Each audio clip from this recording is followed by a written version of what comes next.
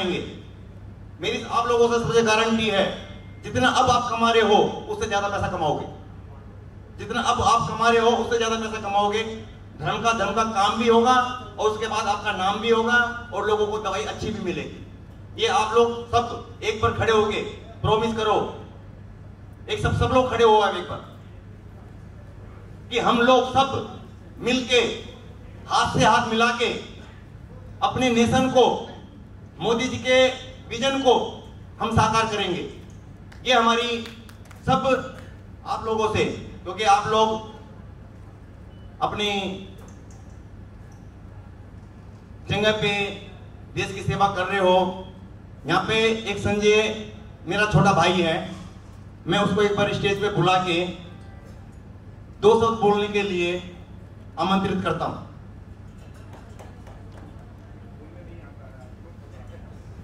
ऐसा है ना, बोलने के बारे में मेरे को पता है, मेरे को बताने की जरूरत नहीं है। हमारे बड़े भाई हरिदमन जैन साहब यहाँ इस बहुत बेहतरीन सभा को संचालन करने वाले संजय सूरी साहब, दवा के फील्ड में बहुत बड़ा योगदान रहा है इनका। मैं 1990 से जानता हूँ इनको, हमारे बड़े भाई की तरह हैं। आप सब उपस्थित यहाँ जितने भी अग्रज हैं उनको मैं प्रणाम करता हूँ। मैं एक चीज कहना चाहता हूँ कि राष्ट्र से लिया हुआ राष्ट्र को दे के जाना पड़ता है। गोलवलकर जी जब सुबह हवन करते थे, आरएसएस के संस्थापक गोलवलकर जी, तो गोलवलकर जी जब महामृत्युंजय मंत्र बोलते थे तो महामृत्युंजय मंत्र बोलने के बाद कहते थे, इदम राष्ट्र इदम न मम, यह राष्ट्र के लिए है, मेरा राष्ट्र स्वस्थ रहे, संरक्षित रहे, ये उसके लिए है। मैं हरिदमन भैया को बहुत पहले से जानता हूँ, पारिवारिक मूल्यों को बहुत बारीकी से समझते हैं ये, और इस कदर समझते हैं कि मैं एक छोटी सी बात बताऊं कि अपनी माँ को भाभी बोलते हैं।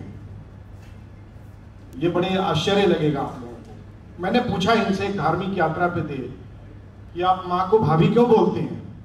तो बोले बचपन से ही सुना मैंने चाचाओं को कि हमारी माँ को भाभी बोलते थे। तो ये परिवार की, जो व्यक्ति परिवार की सुनता है वो समाज की सुनता है, जो समाज की सुनता है वो राष्ट्र की सुनता है। और एक बहुत ही अच्छी नेक शुरुआत है ये सर्व औषधि।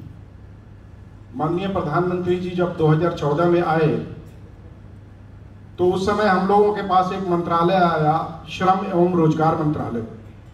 श्रम एवं रोजगार मंत्रालय में ईएसआई हॉस्पिटल्स हुआ करते हैं। हम लोगों ने देखा कि वहां बहुत घपले घोटाले थे। एक टैबलेट आती है सीटाग्लिप्टिन, सीटाग्लिप्टिन के 250 करोड़ रुपए के ऑर्डर होते थे, और वहां पे जो दवाइयों की ऑर्डर होती थी या होती है वो गरीबों में फ्री में दी जाती है। वो सब पेपर पे ही चल रहा था। तो प्रधानमंत्री जी ने एक कोर कमेटी बनाई, एक मेंबर्स बनाए कि ऐसा क्या करें जिससे कि इन सब सारी चीजों से निजात मिले। तो उन्होंने एक टीम बनाई, और टीम बनाने के बाद ये तय हुआ कि स्वास्थ्य मंत्रालय और उर्वरक मंत्रालय को जोड़ा जाएगा, रेल और आईटी को जोड़ा जाएगा। इस तरह बहुत सारी चीजें चेंज की उन्होंने, और चेंज करने का परिणाम ये हुआ कि आत्मनिर्भर भारत जब आया और आत्मनिर्भर भारत का जब संकल्प लिया गया तो प्रधानमंत्री जी ने यह तय किया कि कोई भी व्यक्ति हमारे राष्ट्र में भूखा नहीं सोएगा और इलाज के अभाव में कोई नहीं मरेगा। और उनकी ये सोच है कि वो जन औषधि लेके आए। जन औषधि सुपरहिट रहा। उनका अनुसरण करते हुए बहुत सारी कंपनियां, टाटा वगैरह बहुत सारी कंपनियां लेके आई। कुछ दिनों पहले हरिदमन भैया सरकार के एक विशिष्ट व्यक्ति के पास हम लोग गए और इन्होंने अपनी योजना बनाई और योजना को बताया कि मैं इस तरीके से मैं एक लेके आया हूं सर्व औषधि।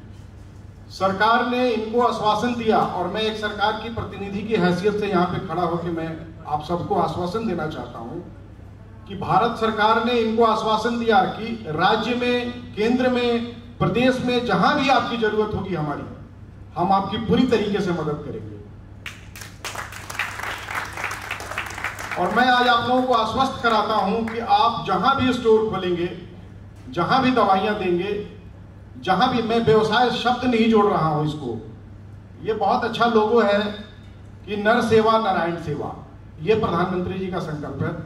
और इस संकल्प को लेके बड़ौद से निकला हुआ आदमी, लाला शिखर चंद जैन जी के परिवार से निकला हुआ एक व्यक्ति, इतने मीलों तक सफर करके, मुझे ये पता है कि दुनिया के 60-65 देश आपसे दवाइयां लेंगे आने वाले दिनों में, मुझे ये पूरा भरोसा है।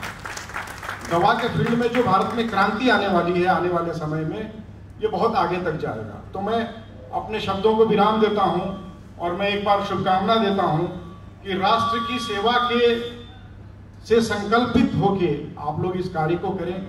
ये बहुत ही नेक कार्य है। निश्चित तौर पे लोगों की बददुआ मिलती हैं, दुआएं मिलती हैं। मैं हरिदमन भैया को एक जानता हूं, अपोलो हॉस्पिटल में हम लोग एक अपने मित्र का इलाज करा रहे थे, तो अपोलो हॉस्पिटल के उनके मालिक रेड्डी साहब ने कहा कि हमारे यहाँ एक पुअर पेशेंट वार्ड है। पुअर पेशेंट वार्ड में जब हम लोग गए तो एक मोची कैंसर से ग्रसित था और उसका देखरेख करने वाला कोई नहीं था। हरिदमन भैया ने पूरी उसकी मदद की। हालांकि वो बेचारा, बीमारी ऐसी थी कि वो बहुत दिन सरवाइव नहीं कर पाया, लेकिन पूरी मदद की, अपना खून दिया उसको। डॉक्टर रैना, उन्होंने इनको पुरस्कृत किया उसके लिए, और जितने दिन अपोलो में थे उस दिन देखभाल करते रहे। तो ये ब्लड में है इनकी सेवा, ये जो सेवा भावना है ये खून में है। और ईश्वर करे इनको बहुत शक्ति मिले, बहुत आगे जाएंगे और जन सेवा का ऐसे ही काम करते रहें। मैं बहुत शुभकामना देता हूं आपको। जय हिंद, प्रणाम। ये सारी बातें आपने जो मेरे बारे में बोलती, इतना मैंने कुछ जिंदगी में करा नहीं है।